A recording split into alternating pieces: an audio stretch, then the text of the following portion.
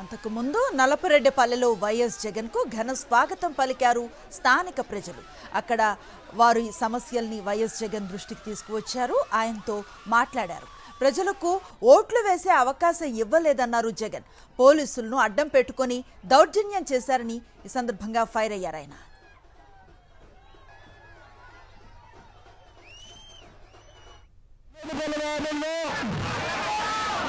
ప్రజాస్వామ్యంలో ఎన్నికలు జరుపుకునే ధైర్యం తెలుగుదేశం పార్టీకి లేక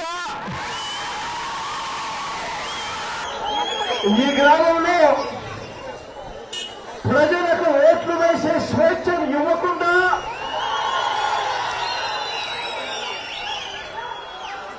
ఏ రకంగా దౌర్జన్యం చేసి ఏ రకంగా పోలీసుల జులుం ఆధ్వర్యంలో ఏ రకంగా అన్యాయం చేశారు అన్న విషయాలను నలభై గ్రామంలో ప్రతి ఒక్కరూ కూడా బోర్డు పెట్టుకుని ప్రజాస్వామ్యం కూలి అయిపోయిన పరిస్థితిని వివరిస్తూ చెరగని చిరునవ్వుల మధ్య ఆప్యాయతలు చూపిస్తారన్నా నా ప్రతి ఒక్కకు ప్రతి సంఘములకు నా ప్రతి సోదరుడికి ప్రతి స్నేహితుడికి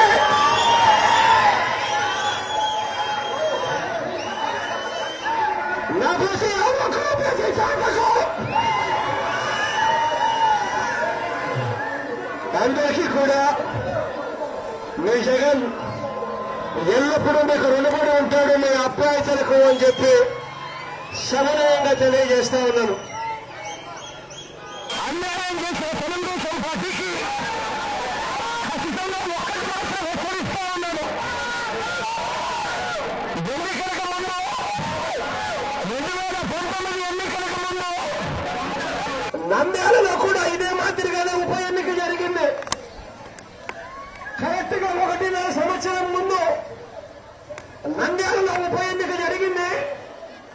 దాని తర్వాత మీ బిడ్డ రాష్ట్ర వ్యాప్తంగా పాదయాత్ర చేశాడు.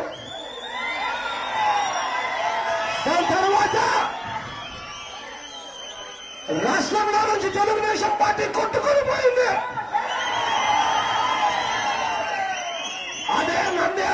అదే నంద్యాలలో ఇంతకు ముందు వాళ్ళకి 27,000 ఓట్ల మెజారిటీ వస్తే 1.5 సంవత్సరం తర్వాత జరిగిన ఎన్నికలలో వైఎస్ఆర్ కాంగ్రెస్ పార్టీకి 35,000 మెజారిటీతో అఖండ విజయంతో ప్రజలు ఆశీర్వదించినారు.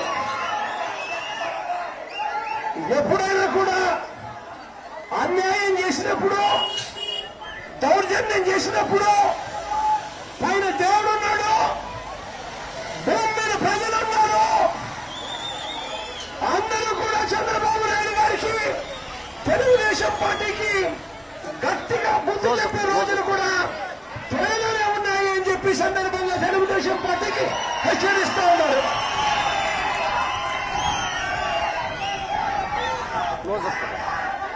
ఈరోజు రాష్ట్రంలో రైతులు అవస్థలు పడతా ఉన్నా కూడా పట్టించుకునే పరిస్థితి లేదు. ఈరోజు రాష్ట్రంలో అక్క చెల్లెమ్మలకి అందరికీ కూడా సూపర్ 6, సూపర్ 7 చెప్పి హామీలు చెప్పి మోసం చేస్తా ఉన్న పరిస్థితులు కూడా ఈ రాష్ట్రంలో కనిపిస్తా ఉన్నా కూడా పట్టించుకునే పరిస్థితులు ఈ రాష్ట్రంలో ప్రభుత్వం లేదు. ఈ రాష్ట్రంలో యువకులు కానీ, పిల్లలు కానీ, మహిళలు కానీ, రైతులు కానీ ఏ ఒక్కరు కూడా సంతోషంగా ఉన్న పరిస్థితి ఎక్కడా కనిపించడం లేదు. ఇలాంటి ఈ ప్రభుత్వం కొట్టుకొని పోయే పరిస్థితి, బంగాళాఖాతంలో కలిసిపోయే పరిస్థితి త్వరలోనే రాబోతా ఉంది అని చెప్పడానికి మీ అందరి తరపున మీ బిడ్డగా సంతోషపడతా ఉన్నాను. మీ అభ్యర్థులకు మరొకసారి మీ జగన్ మీ బిడ్డ 2 చేతులు జోడించి పేరు నా శిరస్సు వచ్చి కృతజ్ఞతలు జరుపుకుంటా ఉన్నాడు.